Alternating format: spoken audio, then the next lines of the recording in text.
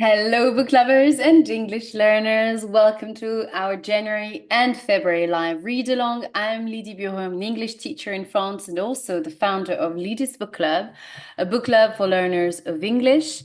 In this book club, I host live readings and discussion workshops on adaptations of classics of literature and contemporary novels in their original text. I also tend to prioritize books that are written by women. Each month we read and explore a different book for all levels of English.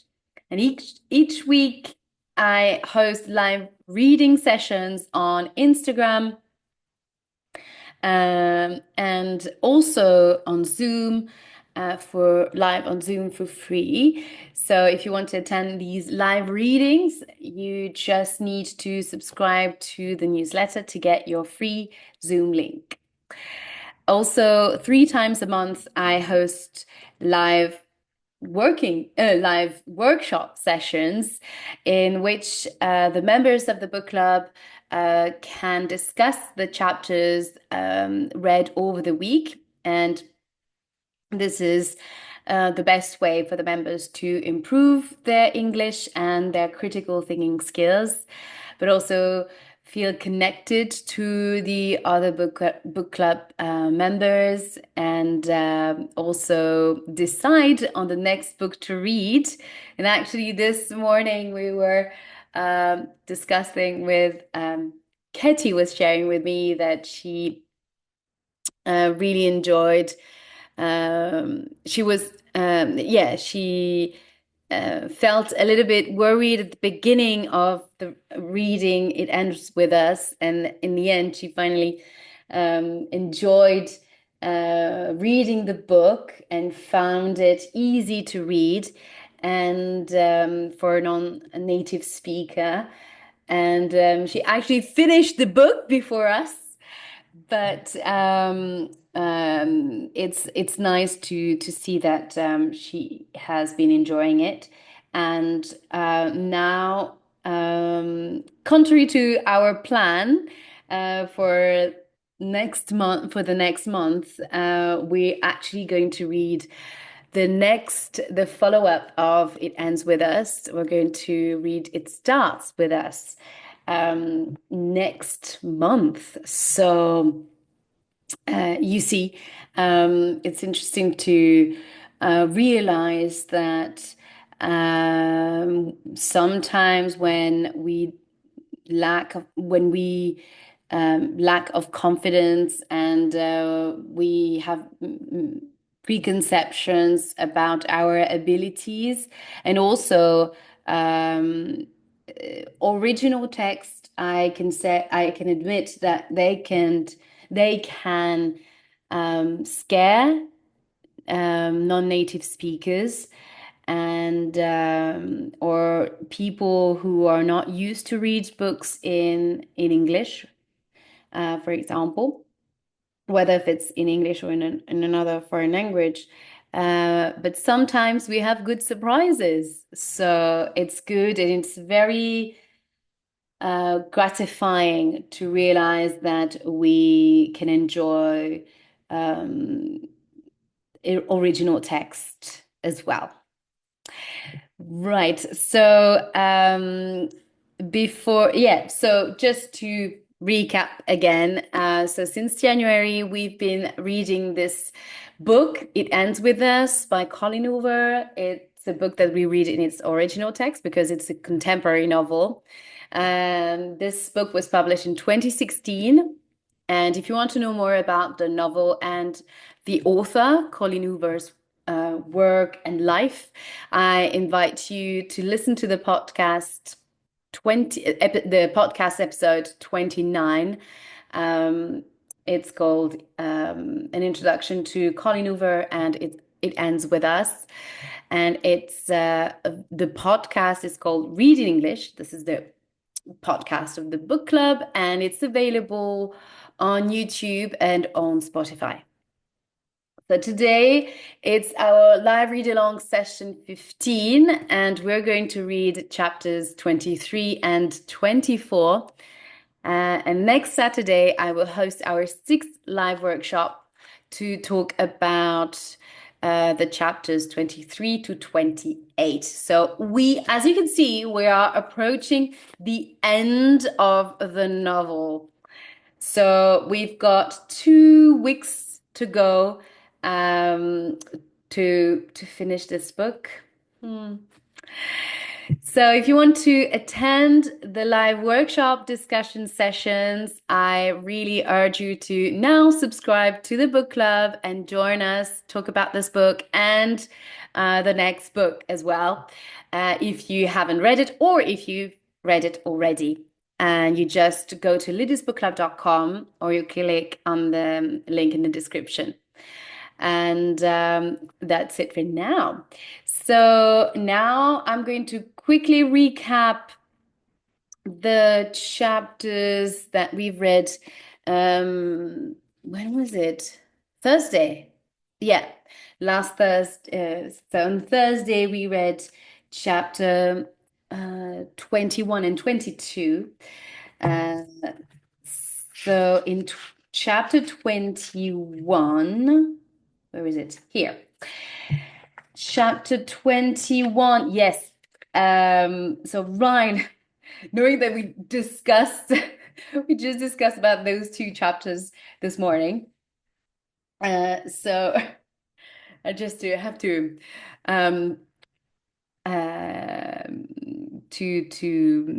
put myself again in to refresh my mind and get back into the story. So chapter 21 is about Ryle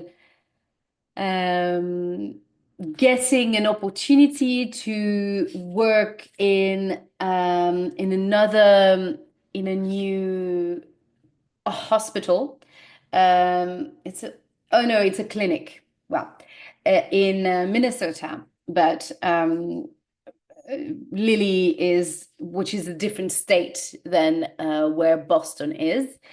And for Lily, this is not an option. She can't leave her flower shop now that she just started running this shop and she feels now settled and she has now some stability and her flower shop is really working well, and she's happy with her life in Boston. And Eliza is her best friend now, and she's so happy to live close to her and to have her in her life.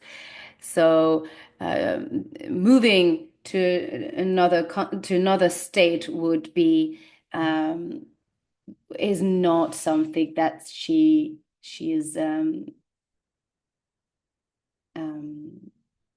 seeing for she's not imagining, and this is not what she wants as well. So they argue a little bit with Ryle around that question, and in the end, Ryle comes around and instead of going to Minnesota, he buys a flat for them without telling Lily about it. So she's quite shocked when she arrives at the door of the flat and she sees Ryle, because Eliza called her to come over to her flat, and Lily goes. She asks her to go up to the 7th floor, and on the 7th floor she sees Ryle, and she's like, "What's going on? What are you doing here?" And he says to her that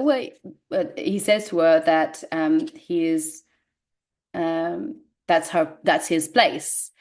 And there is a short misunderstanding until the moment he explains to her to the point where he explained to her that he actually bought this flat, just signed the papers um, this morning. And this is a bigger flat than Lily's. And they have this beautiful balcony where she sees herself planting, having some pots. Uh, and um, and there is also an extra bedroom.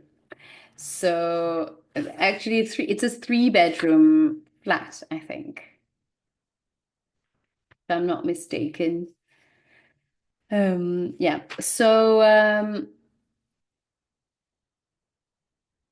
So at first she's a bit shocked that he took the decision to buy the flat without telling her, but at the same time, this flat is all she wanted. She's so amazed that she will be living in the same building as Eliza.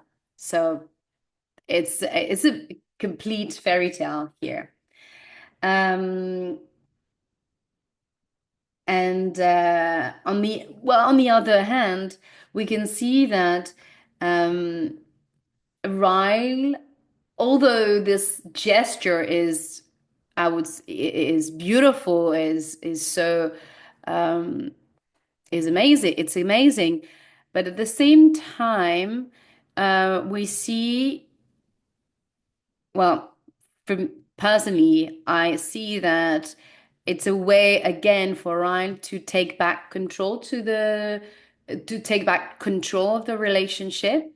He didn't manage to move to Minnesota as he wished that he would do.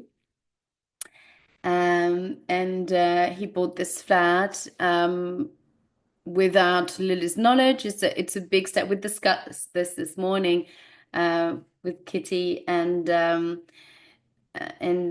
it's a big step. It's something that it's not like a present that you buy. I don't know, clothes or a jewelry. It's a flat. It's where they're going to live together. And perhaps Lily would have liked to choose would have liked to have chosen um, the type of flat they would like to live in. So it's it's a decision that you would think that the couple should do together would do together.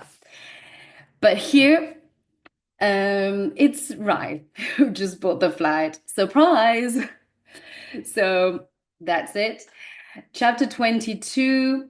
But let's remember as well that Lily is younger than him, and she's just with this boyfriend. Is amazing, although he's a little bit um, violent sometimes. But she's with this neurosurgeon. He's got money. He smells money, remember? And Hi, thank you for joining the live. Um, we are currently reading It Ends With Us. I don't know if you have noticed. And I'm just doing a quick recap of chapter 22. If you have any question, let me know. And yeah, so chapter 22, again, um, everything seems to go uh, well between Ryle and Lily. Lily learns from Ryle that she's been nominated for Best New Business in Boston. In Boston, he got selected for training in Cambridge, and so for a couple months, so he's going to go there, and then they learn that Eliza is about to give birth, and they go straight over to the hospital, and Eliza gives birth to a little girl. And Ryle and that a girl that she's going to name Riley, so with an extra E at the end, in reference to Ryle's name, and that's very beautiful. And Ryle is very touched, as you can imagine, and when he holds the baby, he realized that he might want one as well. So he says to Lily that maybe they should think to make one of these, and very romantic, but sweet. That's yeah, he does it very in a very sweet and very cute way, I have to say. Um, and Eliza is glad to see that told you that she was right when she said to Lily that he would come around the idea that he would want baby with her. Right, now let's read chapter 23. Let's go. It's 3 hours later, and after 10 o'clock, when I make it back home, I stayed with Eliza for another hour after Ryan left, and then went back to my office to finish up a few things so that I don't have to go in for the next 2 days. Whenever Ryle has a day off, I try to coincide my own days off with his. The lights are off when I walk through the front door, so that means Ryle is already in bed. The entire drive home, I thought about what he'd said. I wasn't expecting this conversation to come up so soon.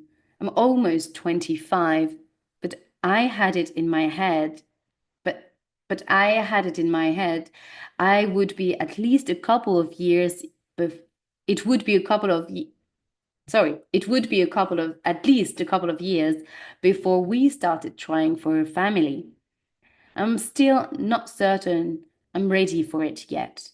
But knowing it's now something he wants someday has put me in an incredibly happy mood. I decided to make myself a quick bite to eat before waking him up. Sorry.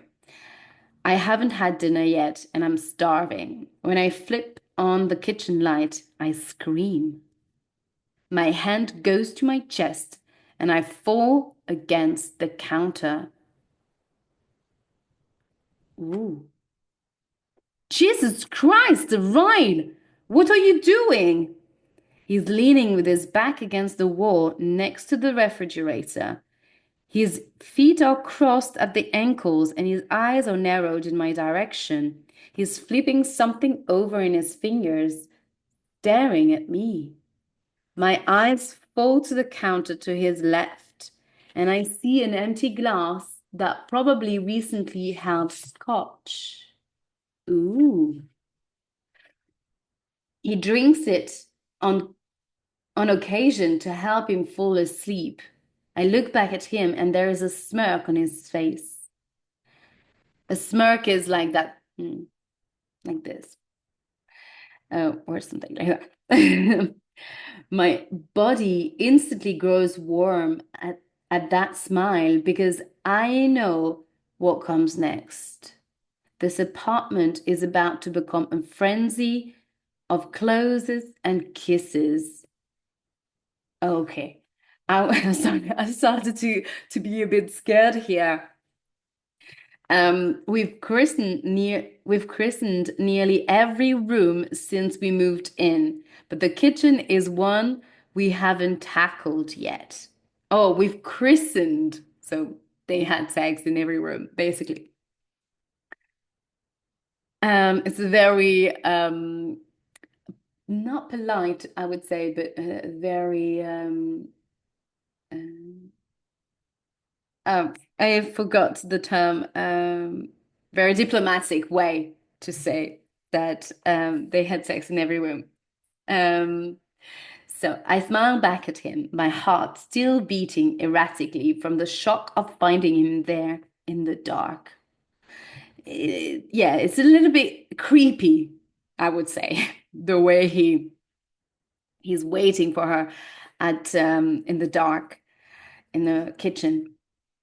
His eyes fall to his hand, and I notice he's holding the Boston magnet.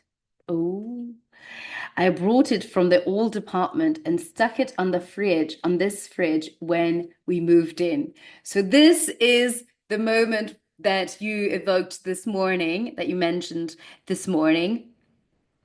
Uh, the magnet, the Boston magnet that, let's remember, Atlas um, offered her when he came back. We learned that from the last entry. Yes. So it's a present that is very dear to her. You're hiding your eyes, so I guess I'm scared of what's gonna happen. Okay, let's keep reading. Um, I smiled back at him, my heart still beating erratically from the shock of finding him here in the dark. His eyes fall to his hand, and I notice he's holding the Boston magnet. I brought it from the old apartment and stuck it on the fridge when we moved in.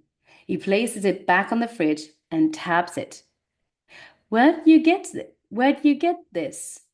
I look at the magnet and then back at him. The last thing I want to do is tell him that magnet came from Atlas on my 16th birthday. It would only bring up an already sore subject, and I'm too excited for what's about to come next between us to give him the naked truth right now. I shrug. I can't remember. I've had it forever. He stares at me silently and then straightens up, taking 2 steps toward me. I back myself against the counter, and my breath catches. His hands meet my waist, and he slides them between my ass and my jeans and pulls me against him. His mouth claims mine, and he kisses me while he begins to lower my jeans. Okay, so we're doing this right now. His lips drag down my neck as I kick off my shoes, and then he pulls my jeans off the rest of the way. I guess I can eat later. Christening the kitchen, Christening the kitchen just became my priority. When his mouth is back on mine, he lifts me up. He lifts me and sets me down on the countertop, standing between my knees. I can smell the scotch on his breath, and I kind of like it. I'm already breathing heavily as his warm lips slide across mine. He takes a fistful of my hair and he tugs gently so that I'm looking up at him. Naked truth?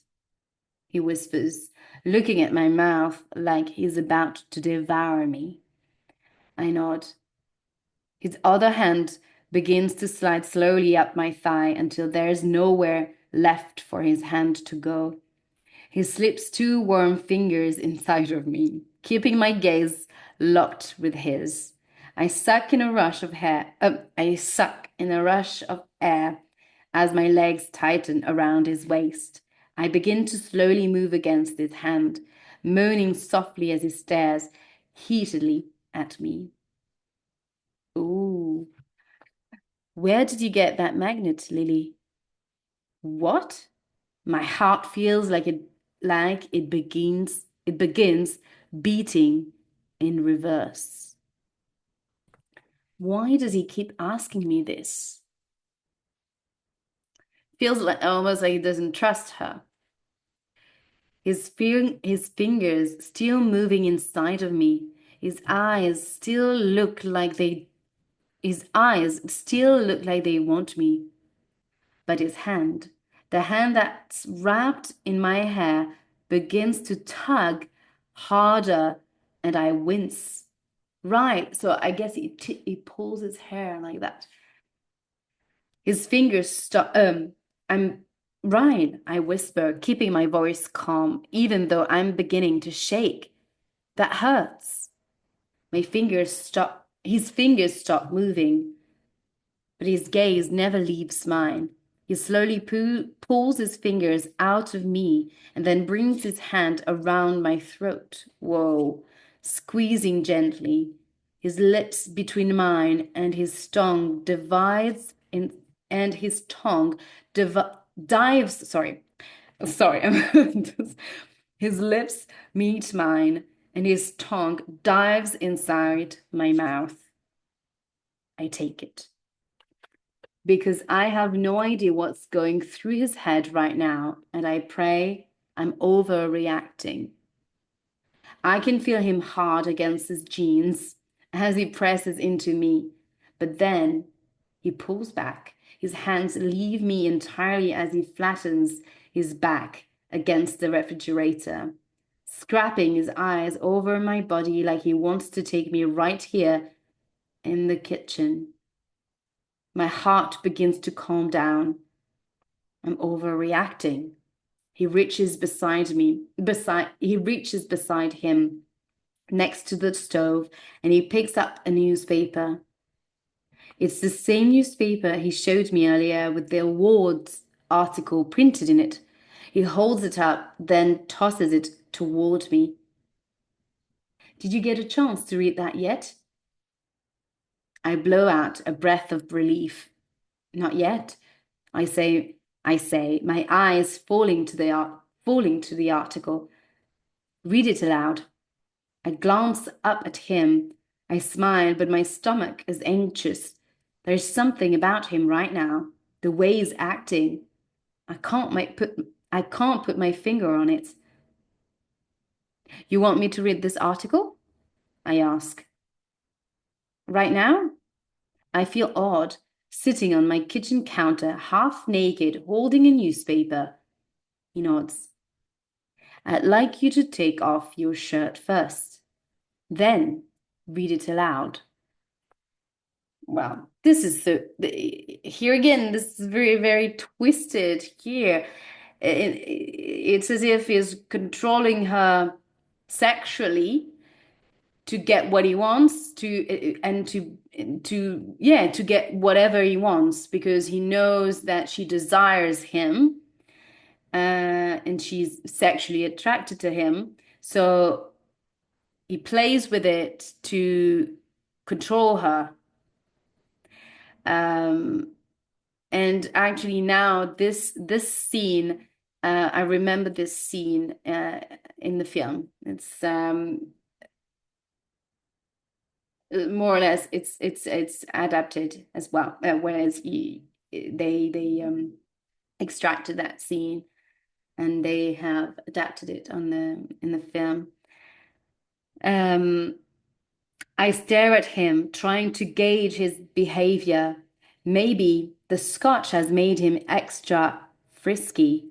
A lot of time when we make love, it's as simple as making love. But occasionally, our sex is wild, a little dangerous, like the look in his eyes right now. I set the paper down, pull off my shirt, and then pick the paper back up. I start reading the article out loud, but he takes a step forward and says, "Not the whole thing." He flips. He flips the paper over where it starts in the middle of the article and he points to a sentence. "Read the last few paragraphs." I look down, even more confused this time. But whatever will get us past this and into bed. But whatever will get us past this and into bed, the business with the highest number of votes should come as no surprise. Oh, sorry. I look down even more confused this time, but whatever will get us past this and into bed. Um, this chapter is so creepy. Yeah, yeah, yeah. This business with the highest number of votes should come as no surprise. The iconic Bibs, oh, on Market Sun opened in April of last year, quickly becoming one of the highest rated restaurants in the city, according to TripAdvisor. I stop reading and look up at Ryle. He has poured himself more scotch, and he is swallowing a sip of it. Keep reading, he says, nudging his head at the paper in my hand. I swallow heavily, the saliva in my mouth growing thicker by the second. She really manages, so Colleen Hoover, she really manages to bring the tension higher and gradually higher. Sorry, I'm too excited, so I'm not articulating myself properly. But she brings the tension uh, gradually up, and yeah, she's good. She's good at it. I swallow heavily the saliva in my mouth, growing thicker by the second. I try to control the trembling of my hands as I continue reading. The owner, Atlas Corrigan, is a two-time award-winning chef and also a United States Marine. It's no secret what the acronym for his high successful restaurant, BIBS, stands for. Better in Boston. Oh, I gasp. Everything is better in Boston. I clench my stomach, trying to keep my emotions under control as I keep reading. But when interviewed regarding his most recent award, the chef finally revealed the true history of the meaning behind the name. It's a long story, Chef Corrigan stated. It was an homage to someone who had a huge impact on my life, someone who meant a lot to me. She still means a lot to me. Oh gosh. I put the newspaper on the counter. I don't want to read any. I don't want to read anymore. My voice cracks on its way up my throat. Ryan takes two swift steps forward and grabs the newspaper. He picks up he picks up where I left off, his voice loud and angry now. When asked if the girl was aware he named a restaurant after her, Chef Corrigan smiled knowingly and said, "Next question." The anger in Ryle's voice makes me nauseous. Ryle, Ryle, stop it, I said calmly. You've had too much to drink. I push past him and walk quickly out of the kitchen toward the hallway that leads to our bedroom. There is so much happening right now, and I'm not sure I understand any of it. The article never stated who Atlas was talking about. Atlas knows it was me, and I know it was me, but how in the hell would Ryle put two and two together? And the magnet? How would he know that came from Atlas just by reading that article? Is overreacting. I can hear him following me as I walk toward the bedroom. I swing open the door and come to a sudden halt. The bed is littered with things. An empty moving box with the words Lily's stuff. Oh my God. Sorry. Live reaction. Um, that probably happened in the film as well, but I can't. No, because in the film, we don't, there is no passages where she reads her letters. I can't recall she's reading her letters from the past. Oh my gosh.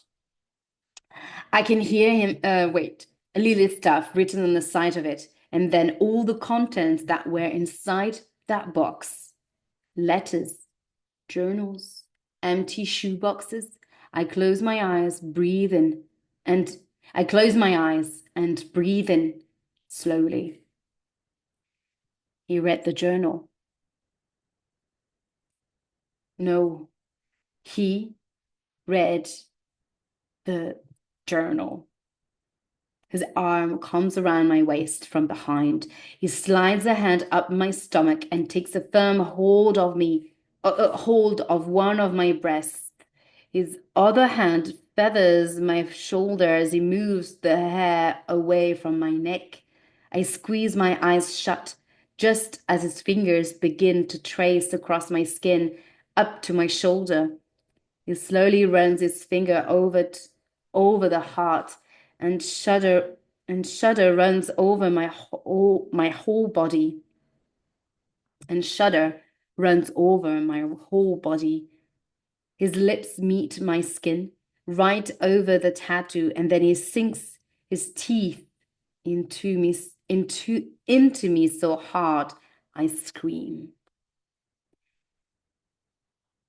I try to pull away from him, but he has such a tight grip on me, he doesn't even budge. The pain from his teeth piercing my collarbone rips through my shoulder and down my arm. I immediately start crying, sobbing. Right, let me go, I say, my voice pleading. Please, walk away. His arms are cutting into mine as he holds me tightly from behind. He spines me, but my eyes are still closed. I'm too scared to look at him. He spins me, but my eyes are still closed. I'm too scared to look at him. His hands are digging into my shoulders as he pushes me toward the bed. I start trying to fight him off of me, but it's useless. He's too strong for me. He's angry. He's hurt. And he's not Ryle. My back meets the bed, and I frantically scoot back toward the headboard, trying to get away from him. Oh my God. Why is he still here, Lily? His voice isn't as composed as it was in the kitchen. He's really angry now. He's in everything.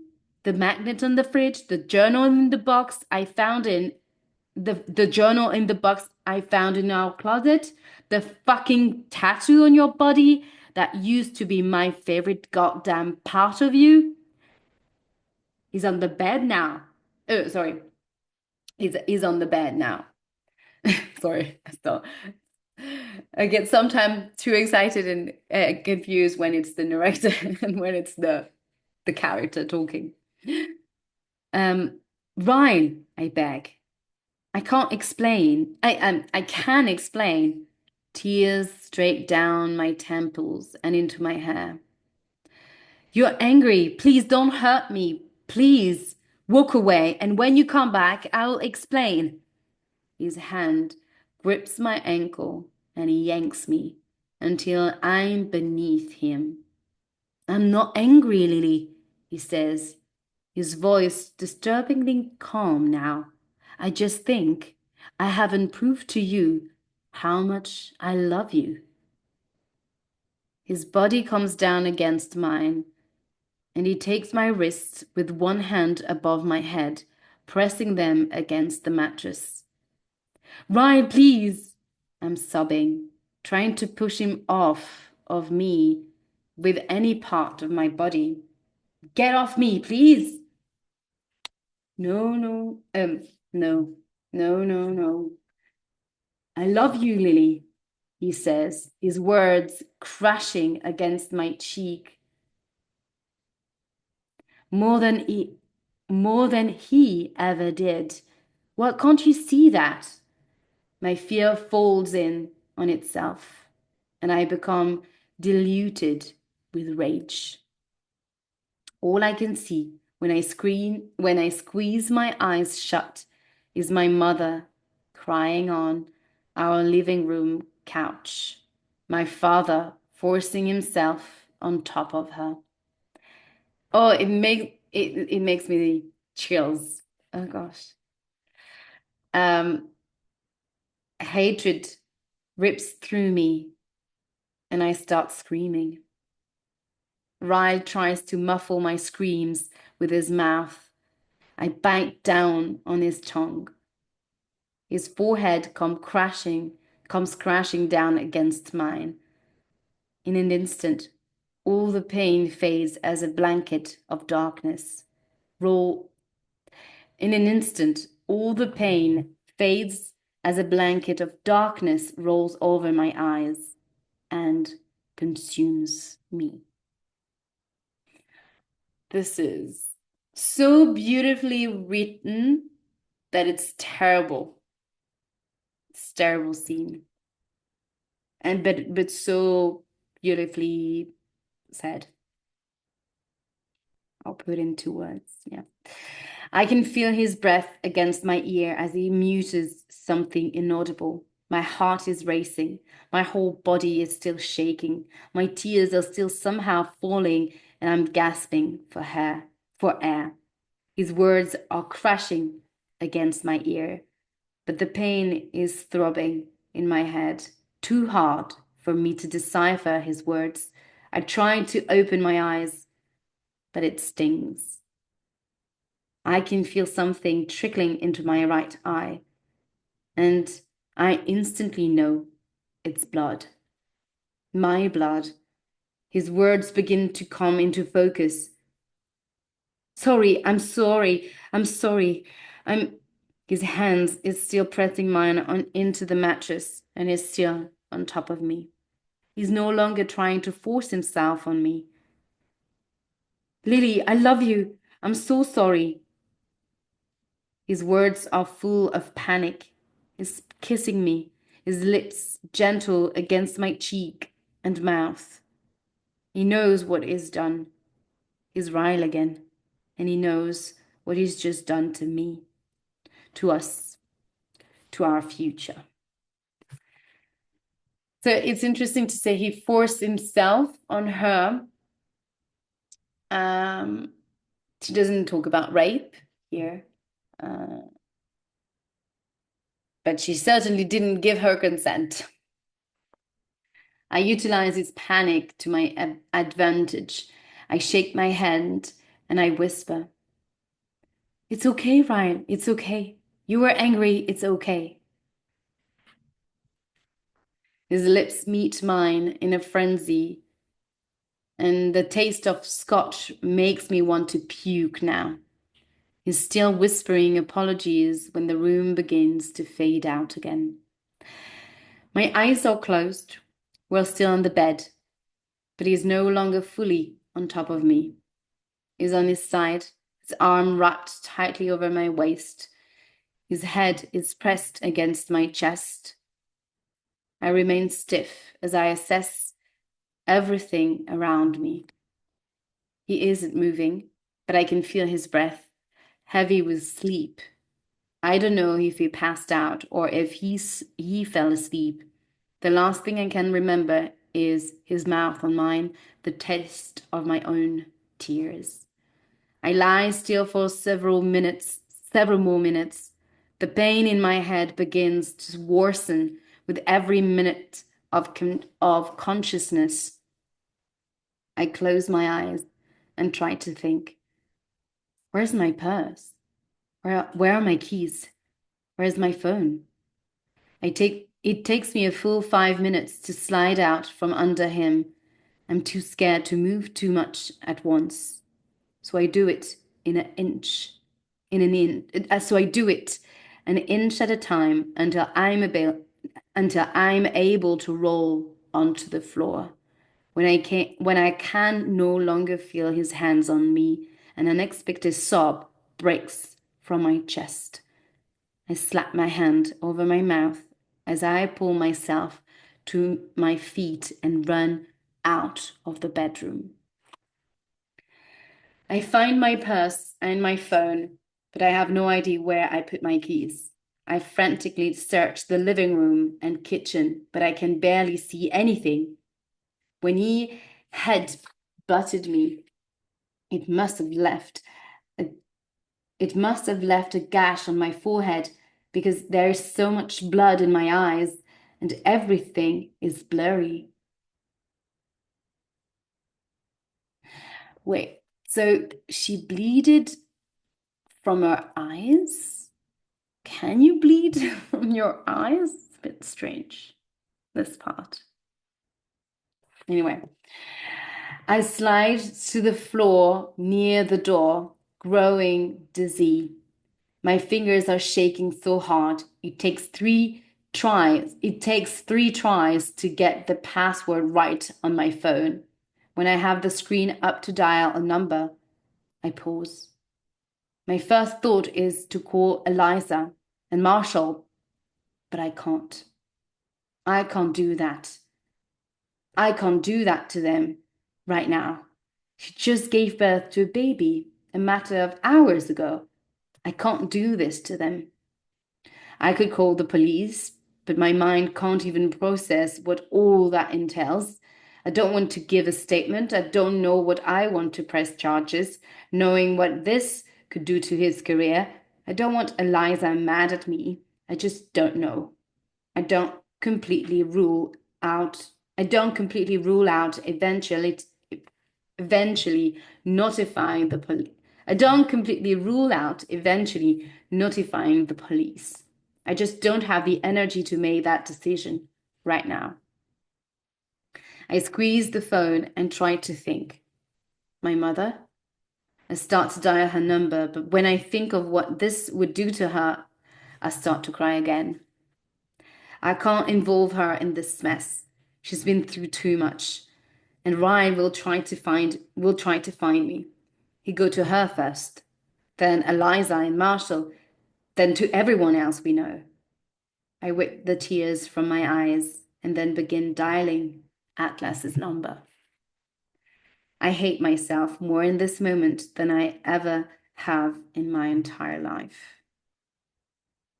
I hate myself because the day Ryle found Atlas's number in my phone, I lied. I said I had forgotten it was there. I hate myself because the day Atlas placed his number there, I opened it and looked at it. I hate myself because deep down inside, I knew there was a chance that I might one day need it. So I memorized it. Okay. Hello? His voice is cautious, inquiring. He doesn't recognize this number. I immediately start crying when he speaks. I cover my mouth and try to quiet myself. Lily? His voice is much louder now. Lily, where are you? I hate myself because he knows the tears are mine. Um, it's funny how the day before her life was wonderful. It really shows the it's like a complete roller coaster when the day before her life was perfect, was like a fairy tale, and now it's terrible. She's in hell now. Um, I hate myself because he knows the tears are mine. Atlas, I whisper, I need help. Where are you? He says again. I can hear panic in his voice. I can hear him walking, moving stuff around. I hear a door slam on his end of the phone. I'll text you. Um, I'll text you, I whisper, too scared to keep speaking. I don't want Ryan to wake up. I hang up the phone and somehow find the strength to still my hands when I text him my address and the access code for entry. Then I send a second text that says, text me when you get here. Please don't knock. I crawl to the kitchen and find my pants struggling back into them. I find my shirt on the counter. When I'm dressed, I go to the living room. I debate opening the door and meet Atlas downstairs, but I'm too scared. I won't be able to make it down to the lobby alone. My forehead is still bleeding, and I feel too weak to even stand up and wait by the door. I slide to the floor, clenching my phone in my shaky fist and staring at it, waiting for his text. And it's an agonizing 24 minutes later when my phone lights up. Here. I scramble to my feet and swing open the door. Arms wrap around me and my face is pressed against something soft. I just start crying and crying and shaking and crying. Lily, he whispers. I've never heard my name spoken so sadly. He urges me to look up at him. His blue eyes scroll over my face, and I see it happen. I watch the concern vanish as he darts his head up to the apartment door. Is he still in here? Rage. I can feel the rage come off of him, and he starts to step toward the apartment door. I grab his jacket in my fists. No, please, Atlas. I just want to leave. I see the pain roll over him as he pauses, struggling to decide whether to listen to me or bust through the door. He eventually turns away from the door and wraps his arms around me. He helps me to the elevator and then through the lobby. By some miracle, we only run into one person, and he's on his phone and facing the other direction. By the time we make it to the parking garage, I start to feel dizzy again. I tell him to slow down, and then I feel his arm wrap under my knees as he picks me up. Then we're in the car. Then the car is moving. I know I need stitches. I know he's taking me to the hospital, but I have no idea why the next words out of my mouth are, "Don't take me to Mass General. Take me somewhere else." Mass General is the name of the hospital where Ryle works. So basically, she doesn't want to be recognized by his colleagues and everything. For whatever reason, I don't want to risk the chance of running into any of Ryan's colleagues. I hate him. I hate him in this moment more than I've ever hated my father. But concern for his career still somehow break through the hatred. When I realize this, I hate myself just as much I hate him. So it's terrible how the fact that whether the narcissism of Ryle goes to such a point that she finds herself guilty of everything. This is a real. This is the nature of narcissistic people. And people who victimize themselves all the time. Nothing is their fault, and they're always the victim in the situation when they are actually hurting other people. And that's definitely not love. Chapter 24. Atlas is standing on the other side of the room. He hasn't taken his eyes off me. The entire time the nurse has been helping me. After taking a blood sample, she immediately returns and began to attend to my cut. She hasn't asked me very many questions yet, but it's obvious my injuries are the result of an attack. Uh, sorry. I can see the pitying look on her face as she cleans up blood from the bite mark left on my shoulder. When she's finished, she glances back at Atlas. She steps to the right, blocking his view of me as she turns and faces me again. I need to ask you some personal questions. I'm going to ask him to leave the room, okay? It's in that moment that I realize she thinks Atlas is the one who did these things to me. I immediately start to shake my head. It wasn't him, I tell her. Please don't make him leave. Relief washes over her face. She nods her head and then pulls up a chair. Are you hurt anywhere else? I shake my head because she can't fix all the parts of me Ryle broke on the inside. Lily, her voice is gentle. Were you raped? Tears fill my eyes, and I see Atlas roll across the wall, pressing his forehead against it. The nurse waits until I make eye contact with her again to continue speaking.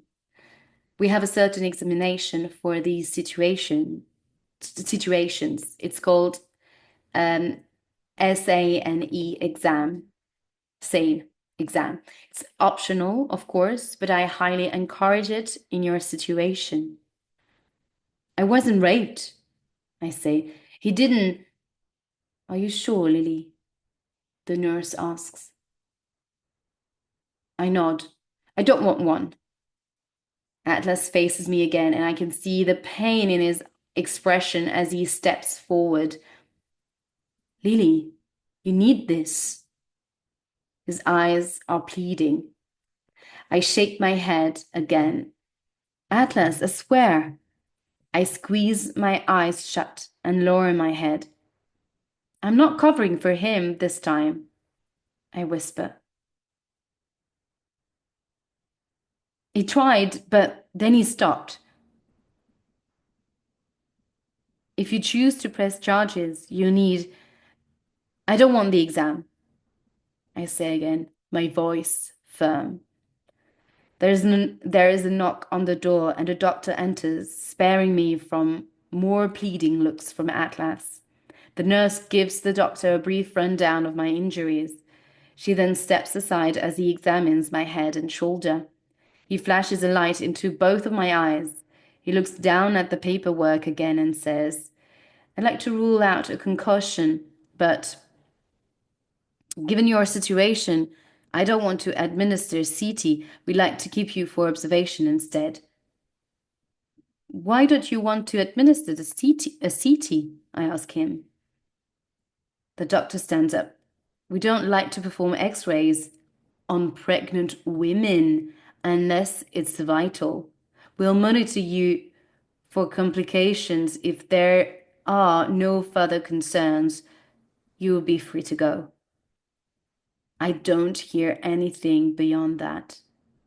Nothing. The pressure begins to build in my head, my heart, my stomach.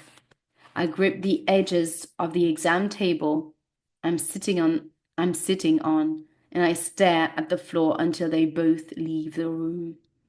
When the door closes behind them, I sit. Suspending in frozen silence, I see Atlas move closer. His feet are almost touching mine. His fingers brush lightly over my back. Did you know? I release a quick breath and then drag in more air. I start shaking my head, and when his arms calm down around me, I cry harder than I knew my body was even capable of. He holds me the entire time, and I cry. He holds me through my hatred. I did this to myself. I allowed this to happen to me. I am my mother. This, this is terrible. I want to leave, I whisper. Atlas pulls back. They want to monitor you, Lily. I think you should stay. I look up at him and shake my head. I need to get out of here. Please, I want to leave. He nods and helps me back into my shoes. He pulls off his jacket and wraps it around me. Then we walk out of the hospital without anyone noticing. He says nothing to me as we drive. I stare out the window, too exhausted to cry, too in shock to speak. I feel submerged. Just keep swimming. Atlas doesn't live in an apartment. He lives in a house. A small suburb outside of Boston called Wellesley. Wellesley, not sure. Where all the homes are beautiful, sprawling, manicured, and expensive. Before we pull into his driveway, I wondered to myself if he ever married that girl, Cassie. I wonder what she'll think of her husband bringing home a girl he once loved who has just been attacked by her own husband. She'll pity me. She'll wonder why I never left him. She'll wonder how I let myself get to this point. She'll wonder all the same things I used to wonder about my own mother when I saw her in my same situation. People spend so much time wondering why the women don't leave. Where are all the people who wonder why the men are even abusive? Isn't that where the only blame should be placed?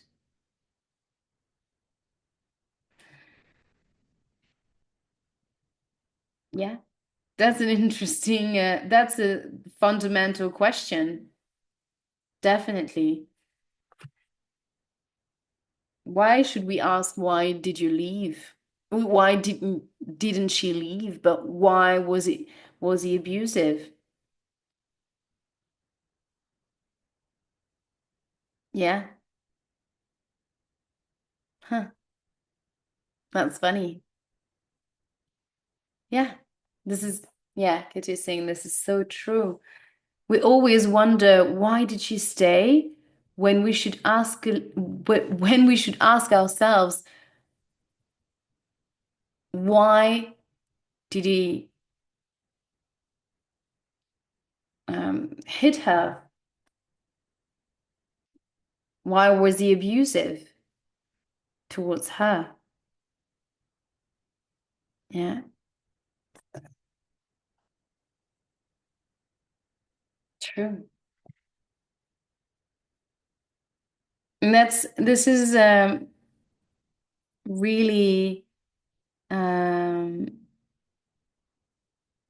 I knew I would like the book because, to be honest, when you watch the film, you don't necessarily go deeper in that understanding and that questioning and of the abusive relationship or domestic violence.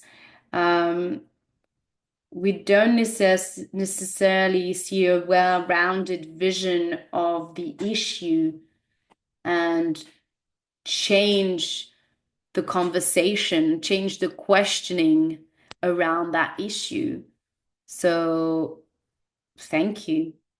Thank you, Colleen Hoover, for opening our fucking eyes.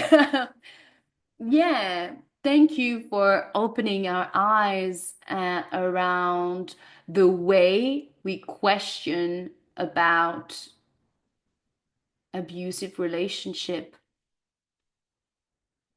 What was wrong with this guy or with those guys who killed their wives sometimes, or who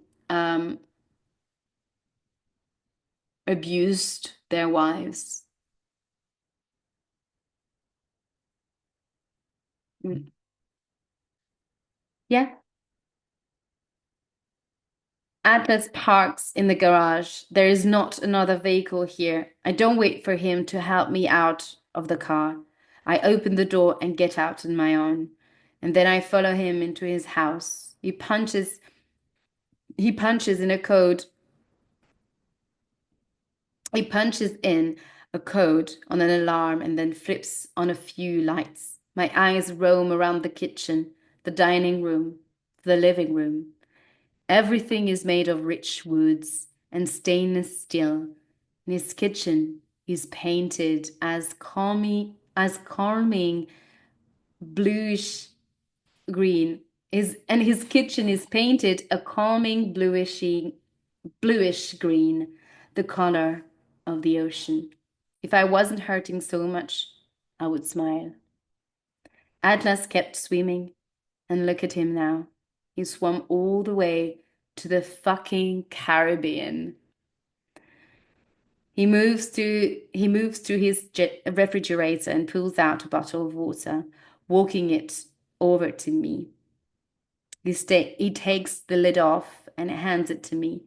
I take a drink and watch as he turns the living room on. He turns the living room light on. Then the hallway. Do you live alone? I ask. He nods as he walks back into the kitchen. Are you hungry? I shake my head, even if I was, I shake my head. Even if I was, I wouldn't be able to eat. I'll show you your room, he says. There is a shower if you need it. I do. I want to wash the taste of scotch of my mouth out of my mouth. I want to wash the sterile smell of the hospital off of me. I want to wash away the last 4 hours of my life. I follow him down the hallway and to a spare room where he flips on the light. There are 2 boxes on a bare bed and more stacked up against the walls. There is an oversized chair against one wall, facing the door. He moves to the bed and takes off the boxes, setting them against the wall with the others. I just moved in a few months ago. Haven't had much time to decorate yet. He walks to the dresser and pulls open a drawer. I'll make the bed for you. He takes out sheets and a pillowcase. He begins making the bed as I walk inside the bathroom and close the door. I remain in the bathroom for 30 minutes. Some of those minutes are spent staring at my reflection in the mirror. Some of those minutes are spent in the shower. The rest are spent over the toilet as I make myself sick with thoughts of the last several hours. I'm wrapped in a towel when I crack the bathroom door. Atlas is no longer in the bedroom, but there are clothes folded on the freshly made bed, men's pajama bottoms that are too big for me, and a t-shirt that goes past my knees. I pull the drawstring tight, tie it, and then crawl into bed. I turn the lamp off and pull the covers up and over me. I cry so hard, I don't even make a noise. Oh, terrible. Well, this is the end of chapter 24. So I'm not going to go further, unfortunately, but I can understand why you kept on reading, Kitty, because definitely want to know what's gonna happen next for her. But yeah, don't have the time for this.